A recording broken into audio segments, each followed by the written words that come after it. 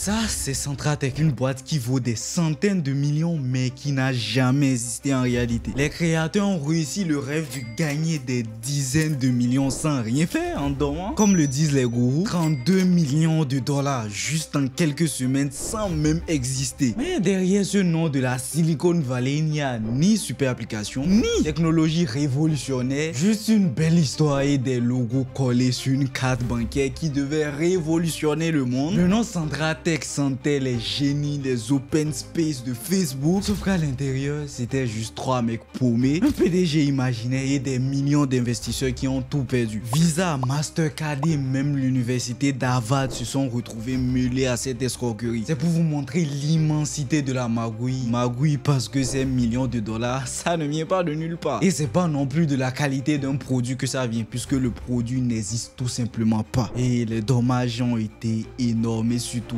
irréparable. Bienvenue dans Centratech, l'histoire d'un mensonge à plus de 9 chiffres. Lui, c'est Ray Trapani, le plus grand flambeur que je connaisse. Vous allez l'adorer. À l'époque, Ray Trapani gérait une boîte de location de voitures de luxe. Enfin, gérer, c'est vite dit. Il loue des grosses bagnoles de luxe comme les Aston Martin, des McLaren ou encore des Rolls-Royce qui ne l'appartenaient pas. Ah oui, le délire a commencé très tôt. Il avait déjà les bases de ce type de business. Et Ray, c'est quelqu'un qui ne sait pas s'arrêter. Même dans le rouge, le mec a un train de vie d'un prince saoudien. Discothèque par-ci, petite lambeau par là, mais l'illusion a commencé à coûter très cher. Les crédits explosent, des cartes dans le rouge. Sa famille était la seule garantie de ces millions de dettes qu'il avait pris, mais l'argent s'évaporait à une vitesse incontrôlable. Avec ses associés qui piquaient également dans la caisse de l'entreprise. Pourquoi pas? Le patron fait pareil après tout. Et au final, il ne restait que 100 000 $ dans la caisse de Miami Exotic. Ouais, Miami Exotic, c'est la pseudo-entreprise qu'il avait montée où il louait des voitures qui ne l'appartenaient pas en gros. Miami Exotic. Retenez ce nom. Les 100 000 $ qui lui restaient, c'était, comment dire, c'était insignifiant pour son train de vie et celui de ses associés. Vous entendez? Insignifiant. Le mec était complètement dévasté, désespéré. C'est des millions ou rien du tout. Sur un coup de tête, il part donc jouer les 100 000 $ qui lui restaient au baccarat. Sans surprise, il va tout perdre. Il est maintenant à sec et a même essayé d'en finir avec ses jours, avec une quantité énorme de Xanax. Pour lui, c'était vraiment le tout ou le rien du tout. À ce moment, il aurait juste pu tout arrêter, chercher de l'aide, se faire soigner de ses addictions. Mais non, son cerveau de futur escroc a choisi une autre option à plus de 7 zéros derrière. Il dit que ce jour-là, il a une révélation. Pas spirituelle, non. Je vais vous faire l'exposer. D'après Ray, si quelqu'un, en l'occurrence un casino de Las Vegas, a pu lui soutirer 100 000 $ en une soirée, c'est qu'il peut le reproduire avec d'autres personnes d'une manière ou d'une autre. Il a pété les plombs. Certains trouvent du sens à leur vie en faisant du sport ou du bénévolat. Lui, c'est un flambant, en soutirant du cash à d'autres personnes, propre ou pas, il en a rien à foutre. Et à cette époque, les cryptos commençaient déjà à faire le boom, mais personne ne savait vraiment comment les dépenser directement, sans avoir besoin de les échanger contre les euros, de trouver d'autres acheteurs, bref, d'un calvaire pas possible. Et son ancien associé Sam, que vous n'avez pas présenté, Sam, ils y voient donc une énorme opportunité. L'idée de génie qu'ils ont eue, c'est de permettre à n'importe qui de dépenser des monnaies numériques, n'importe où, à n'importe quel moment. Supermarché, magasin, guichet automatique, bref, c'est une excellente idée sur le papier. C'est donc comme ça qu'est né Centratech. Revenons sur Sam. Sam, c'est un ancien vendeur de Lexus qui connaît les banques mieux que 90% d'entre nous ici. Et le prochain intervenant, c'est lui, Robert Farkas, un ancien complice de Ray dans ses affaires louches. Il rejoint également l'aventure pour créer le projet du futur. Ils vont créer des identités fictives sur LinkedIn. Ils n'en ont rien à foutre. À présent, ces 3 personnes-là qui ont quitté l'école très tôt sont maintenant des diplômés des plus grandes universités avec des photos qui ne laissent aucun doute. Maintenant qu'ils ont une identité très clean sur LinkedIn pour la présentation de leur projet révolutionnaire à tout l'univers, ils vont, écouter bien, copier ce site que vous voyez là, oui, en intégralité. Le site de Tenix, une startup de Singapour qui fait également des cartes crypto également. Ils n'en ont rien à cirer. Ils ont juste piqué l'idée de base. C'est très simple. Ray a juste payé un freelance sur ComeUp. Oui, c'est vraiment lui qui le dit. Il a payé le freelance qui devait juste changer les noms, les figurants et le logo de Centra. C'est ça, ce n'est pas de l'effort. Il mentionne même partout que, écoutez bien, Visa et Bancorp seraient partenaires de leur nouveau projet.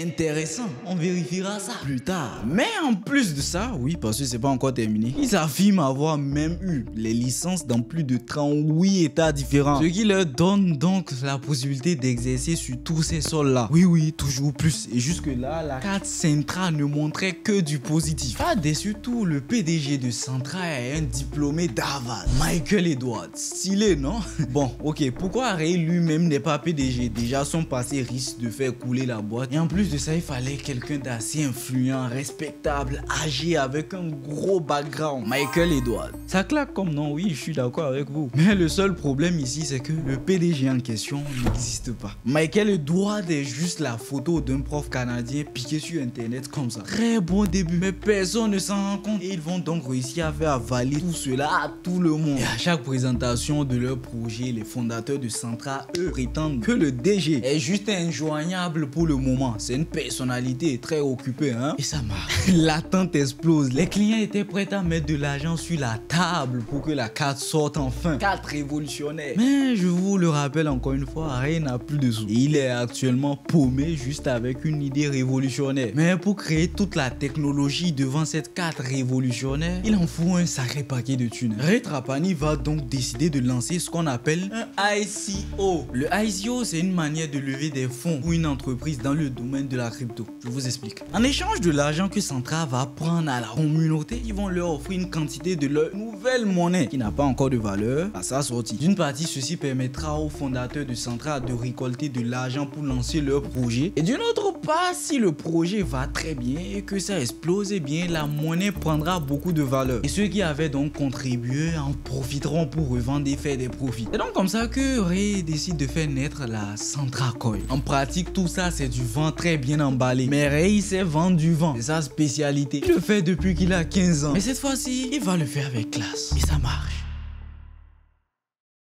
Ceci, c'est une vidéo de promotion tournée dans les bureaux qu'ils viennent tout juste de louer. Et comme toute start-up sérieuse, il y a du café partout, des logos clean, une déco sobre. Bref, ils ont mis le paquet pour la vidéo. Ils obtiennent une vidéo qui donne l'impression d'un futur Google. Spoiler, oui et non. Le ICO qu'on néglige tous actuellement permettra à Ray de payer plus de 200 000 $ à des célébrités pour parler de son projet. Des célébrités comme l'incontournable boxeur Floyd Mayweather. Vous le connaissez tous. Ou encore DJ Khaled. Il est payé pour faire des posts sur son projet, même de fausses vidéos de démonstration d'un produit qui n'existe pas du tout. Oui, ils font croire qu'ils ont réellement une première version de leur carte pour faire monter l'attente et donc faire investir les gens. Parce qu'ils se disent que la meilleure manière de vous avoir, c'est en passant par les personnes en qui vous avez confiance. Un peu comme la majorité des scams d'aujourd'hui. C'est juste que Ray avait de l'avance sur nous. Et ils ont poussé le délit tellement loin que l'un des boxeurs les plus connus a accepté de se faire payer en Centra Coin qui n'avait aucune valeur. La douille du siècle. Bon, il n'a pas pris que des jetons Centra ou bien qu'il paye des loyers de ces villas. Mais le boxeur Floyd Mayweather, il s'est fait payer 800 000 pièces de Centra et 200 000 $ cash. Oui, la monnaie qui vient juste d'être inventée, qui n'a aucune valeur. C'est dit oui, c'est une bonne idée, je prendrai ça plus tôt. Les deux célébrités vont donc balancer des stories Insta en mode Centra Tech, c'est le futur. Rejoignez l'aventure sans même avoir la moindre idée de ce que c'est Centra. Un peu comme la majorité des influenceurs aujourd'hui. C'est comment les frérots, bien ou quoi? Je vous présente le jeu du moment, le jeu qui rend tout le monde gueudin, c'est le jeu de la fusée. Ça fait un moment qu'on m'en parle, je vais le tester un peu, on va voir. Vas-y là, je vais mettre 10 balles.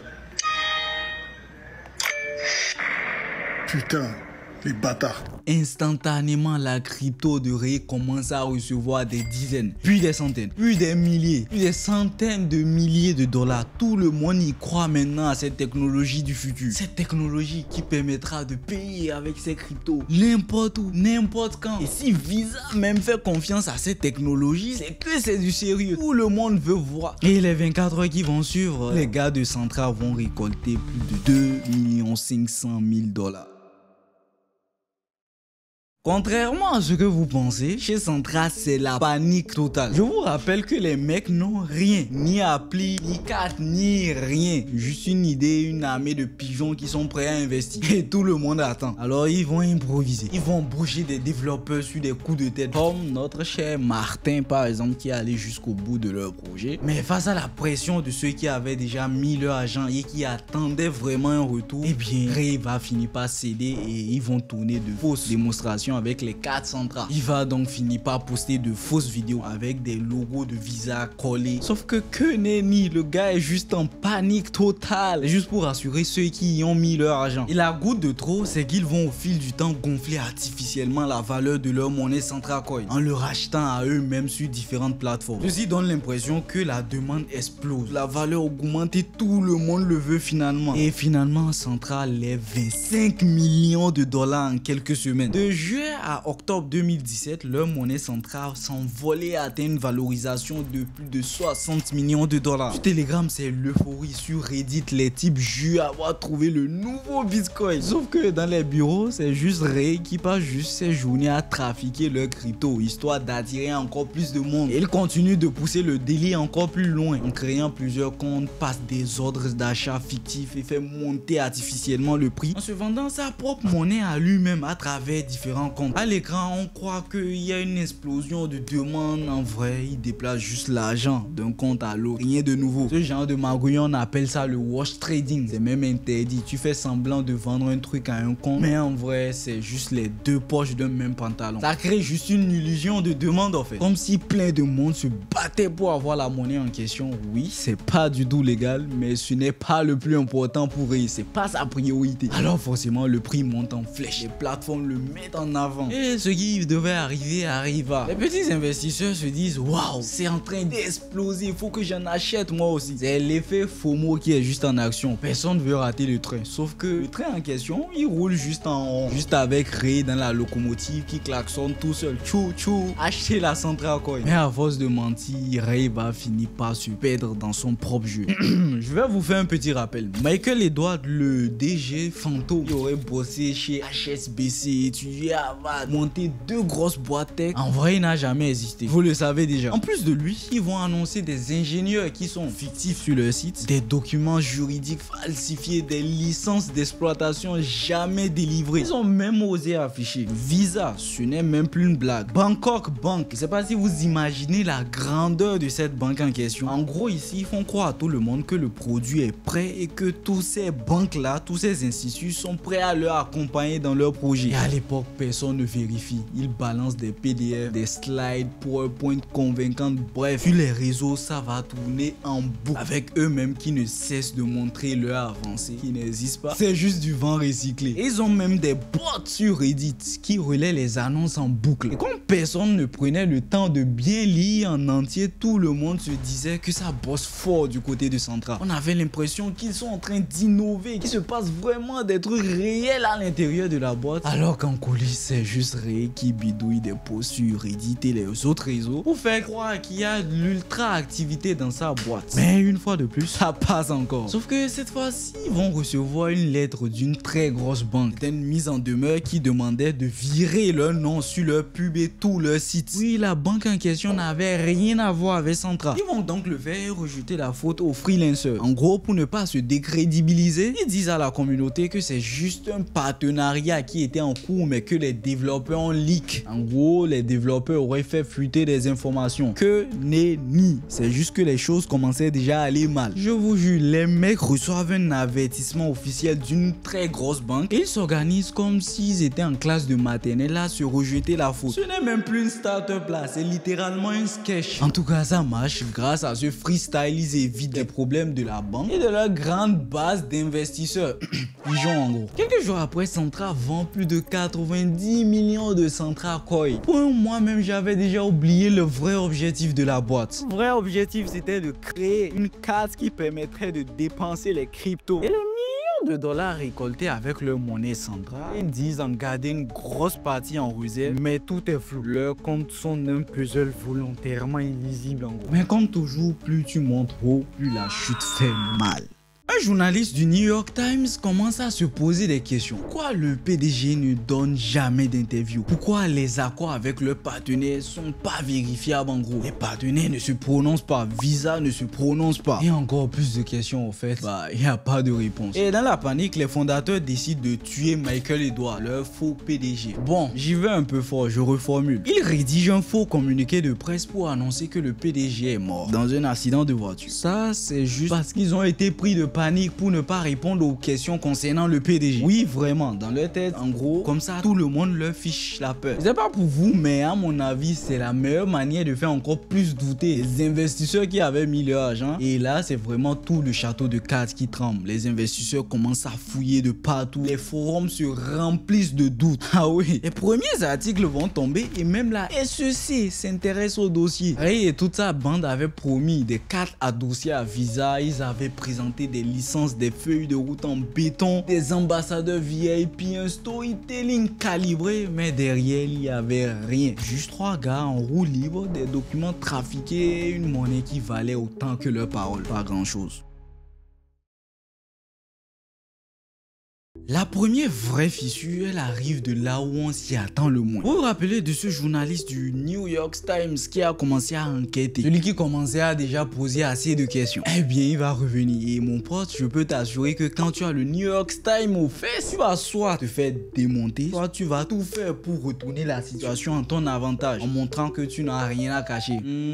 Question du journaliste. Qui est vraiment Michael Edwards? Ah là, ça commence très fort déjà. Où sont passés vos accords avec Visa? Pourquoi Visa n'en parle nulle part? Et la réponse des fondateurs, silence radio, nada. C'est normal, ils n'ont aucun accord, ils n'ont aucune carte, ils n'ont aucun produit, c'est que du vide. Le New York Times vient d'avoir ce qu'il voulait dans la poche. À partir de ce moment, Ray Trapani, la tête du projet, sent déjà les problèmes. Et il commence à ne pas apprécier les membres de son équipe. Il va donc décider de vendre une bonne partie de ses cryptos. Bon, il fait partie des créateurs, il en a une bonne quantité. Et maintenant que cette crypto vaut extrêmement cher, eh bien, il décide de liquider tout ce qu'il avait en sa possession et il se barre. Sauf que là, c'est trop tard. S'il voulait se barrer, il aurait dû le faire beaucoup plus tôt. En avril 2018, la SEC débarque. C'est fini pour Centratec. L'ICO est stoppé, les comptes sont gelés, la FBI est sur l'affaire. Sorab charmant, alias notre tonton Sam, se fait arrêter et il prend tout de suite 8 ans de prison. Rien à faire. La justice lui confisque près de 36 millions de dollars, une Rolex, une McLaren, un compte bombé d'éther. La FBI lui rase tout. Il ne lui reste plus rien. En tout cas, c'est ce qu'ils font croire. Farkas, lui, s'en sort avec un peu mieux. Il prend 1 an de prison, mais il laisse aussi filer sa montre de luxe, ses jetons. Il plaide coupable et reconnaît sa part. Pas le choix. Et Ray, dans toute cette affaire, eh bien, c'est le pire trait. Il retourne sa veste au dernier moment. Il va d'abord plaider coupable pour plus de 10 chefs d'accusation. Je vais vous afficher un document là, un lien, vous pouvez aller le lire. Mais je vous ferai pas toute la lecture. Mais dans la salle d'audience, il joue le repenti. Il coopère avec les fédéraux, il balance tous ses complices, tous les textos, les PowerPoint, toutes les présentations, les scripts, tout. Il déballe vraiment tout à la SEC. Et le pire ici, c'est que ça marche. Il est condamné à 0 prison. Quand je dis 0 prison ici, en gros, faut savoir que le mec, il a déjà passé quelques mois derrière les barreaux en attendant de savoir ce qu'il deviendra dans le futur. Et vu qu'il avait balancé tous ses potes et toutes les preuves, eh bien, on lui a juste donné quelques mois. Sauf que ces mois, il les a déjà passés auparavant. Donc, c'est comme s'il était libre à partir du moment où il sortait du tribunal. Pendant que Sam lui prend 8 ans, Farkas 1 an, Ray va juste rentrer chez lui, libre, tranquille. C'est beau, non? Un type qui a volé des millions et qui rentre chez lui comme si de rien n'était, comme si rien ne s'était passé. Officiellement, la fraude a été évaluée à plus de 32 millions de dollars, mais selon Ray, ils ont levé jusqu'à 300 millions. Mais personne ne sait vraiment. Les comptes électroniques dans lesquels les associés ont mis de l'argent sont dispatchés et on peut pas tous les retrouver, c'est impossible. Et ça se trouve, Sam il a de l'argent et dès qu'il sort de la prison,